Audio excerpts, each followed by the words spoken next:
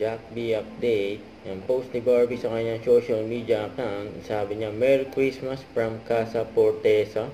Yung kasama pa nga ang supportive boyfriend niya na si Jack Roberto diyan sa bagong house nila Barbie. Yung pang family Forteza, oh. Ang daming handa, oh. Siyempre masaya si Barbie na nakalipat na sila sa bagong house. Siyempre kasama dyan si Jack Roberto, yun o, yung pang picture nila, kasama yung mga alaga ni Barbie at parents niya, Daddy Tony at si Mami Amy. Ayun pa nga o, handa nila, Noche Buena, may lechon, saka seafood, nakagutom.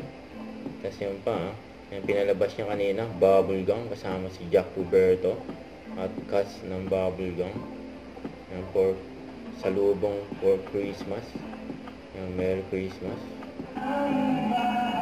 Yan po, yan pa yung ganap ni Jack bago siya mapunta sa new house ni Barbie.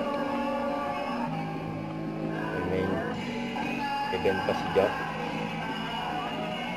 ang Christmas party. Pinantap naman si Jack.